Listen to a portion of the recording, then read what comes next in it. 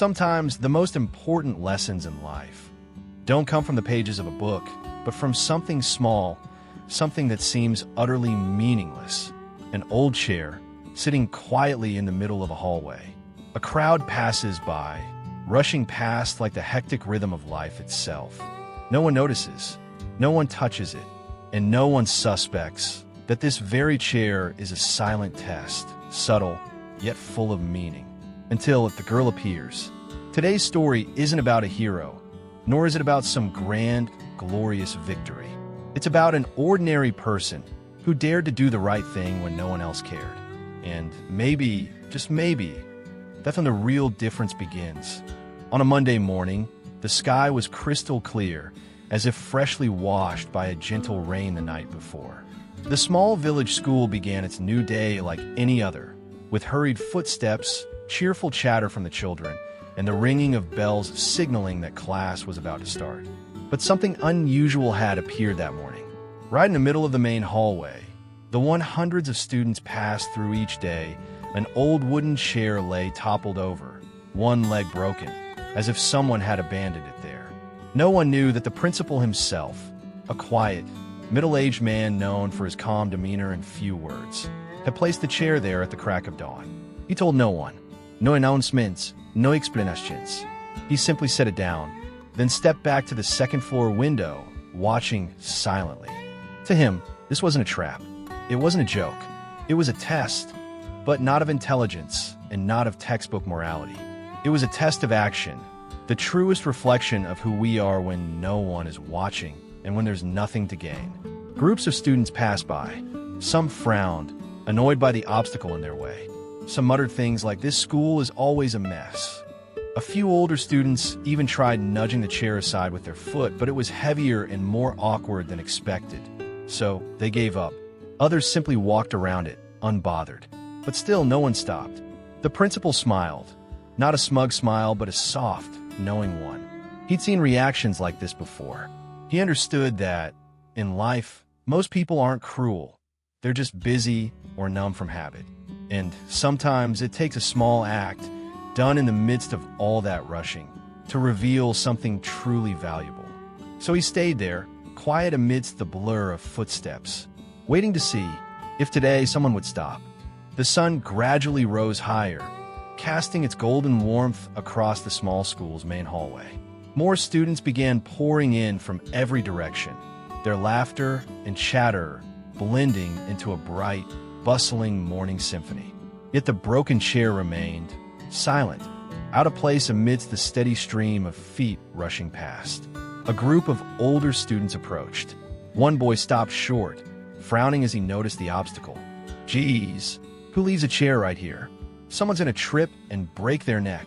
A girl beside him rolled her eyes, glanced around, then muttered, "Probably the janitors forgot it while cleaning the yard. This school's always a mess." But none of them stopped. No one touched the chair. They simply sidestepped it, picked up their unfinished conversation, and soon disappeared into the crowd flooding into class. Then came a young teacher, striding through the corridor. He saw the chair, furrowed his brow, but likely rushing to his lesson, he just veered slightly to the side and walked faster. Maybe he thought, someone else will move it soon. That indifference wasn't malice. It was habit. The habit of seeing something wrong and assuming someone else will fix it. The habit of complaining without acting. The habit of thinking, "It's not my responsibility." From a second-floor window, the principal watched quietly. A light breeze lifted the corner of the notebook he held. Inside, there were no grades, just small hash marks, each one drawn as another person passed by, doing nothing. Nearly an hour had passed. Hundreds of footsteps, dozens of glances, yet not a single hand had reached down. That's life, isn't it? Sometimes what blocks our way isn't a physical object, it's the crowd mentality. The one that makes us keep walking instead of stopping. The one that sees something wrong, but waits for someone else, not us, to take responsibility. In that moment, the broken chair was no longer just an object. It became a mirror, reflecting how people respond to inconvenience. And with each step that passed it by, a small opportunity was quietly lost. But then, something unexpected happened. When the bell for the second period rang, the hallway grew quiet. Classes had already begun. Only a few late students rushed through the gates, each one trying not to draw attention. And then, in that stillness, a small girl stepped into view. She wore a school uniform with faded shoulders, her long hair tied neatly behind her back. In her hand was a worn-out cloth bag filled with vegetables, clearly just brought back from the market. It was Lynn, a 10th grader who lived with her mother and younger sister in a tiny rented room on the edge of the village. Every morning before school, she helped her mother set up their small stall, pack vegetables, and sell eggs, before hurrying off on her bicycle to class. Lynn wasn't the type to stand out. She wasn't a class monitor. She didn't lead school activities. But every teacher respected her for her quiet diligence, her manners, and that determined look in her eyes that spoke of a silent perseverance. That morning, as she ran down the main hallway, Lynn suddenly stopped. The broken chair was still there, blocking the path to her classroom. She didn't say a word. No front, no implant. She didn't look around for someone else to fix it. Lynn simply set her vegetable bag down, bent over, and wrapped her arms around the bulky chair. It was heavy and awkward, but she adjusted her grip, pushing and pulling with quiet resolve, until she managed to move it to the side of the wall.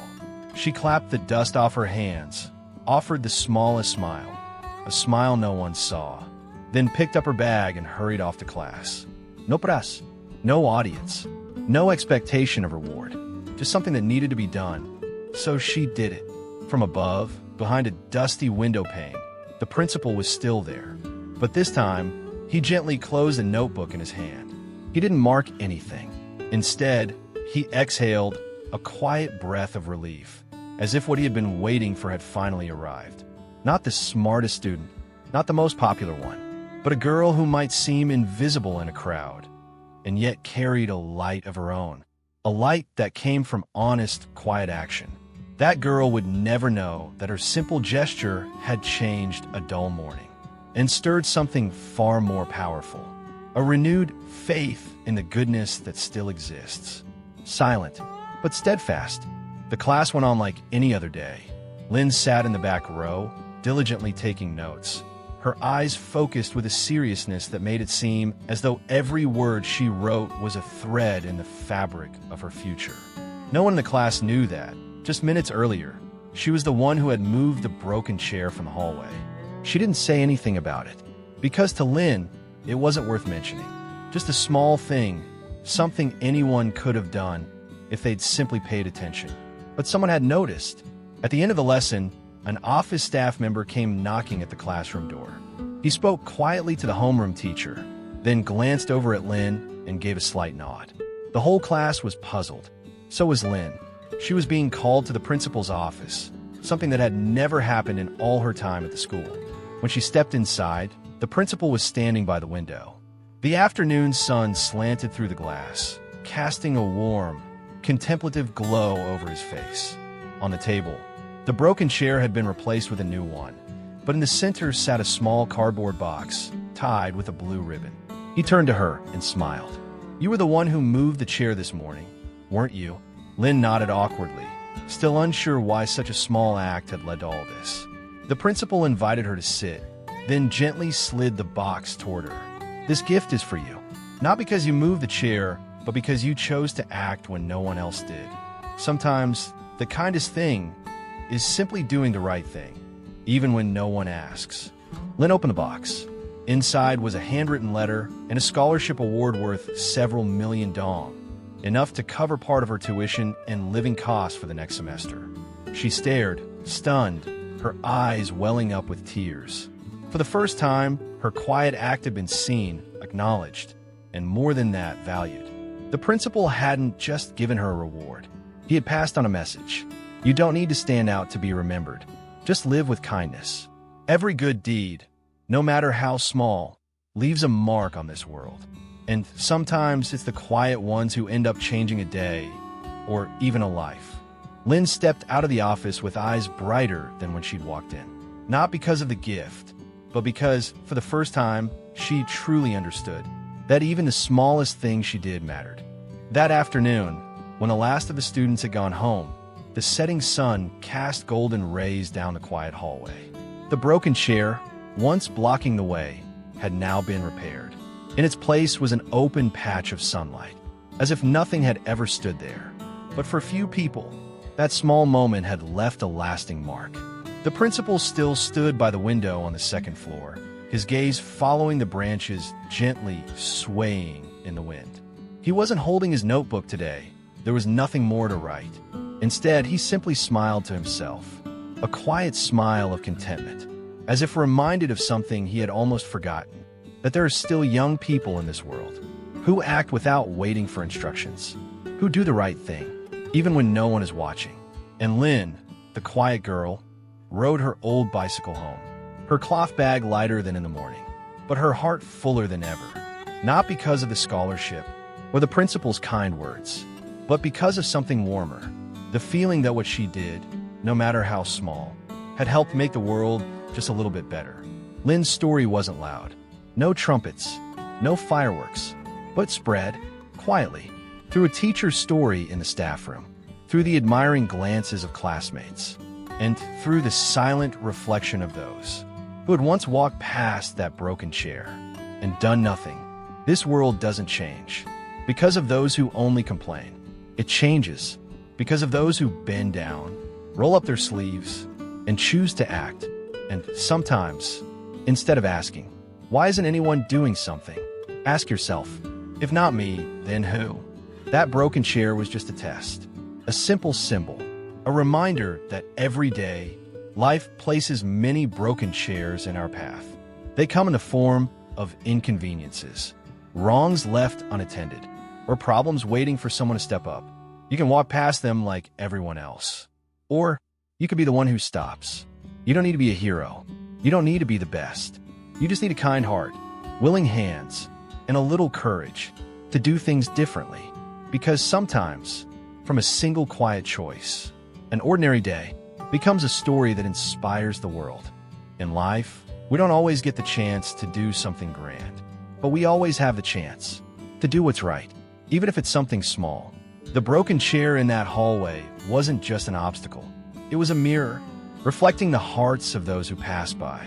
A quiet test for anyone willing to step up and make a difference, even in the smallest corner of the world. And maybe you too have walked past a broken chair in your own life. Today, if you see something that's not quite right, don't turn away. Be the one who stops. Because sometimes, it's the quietest actions that light up someone else's heart.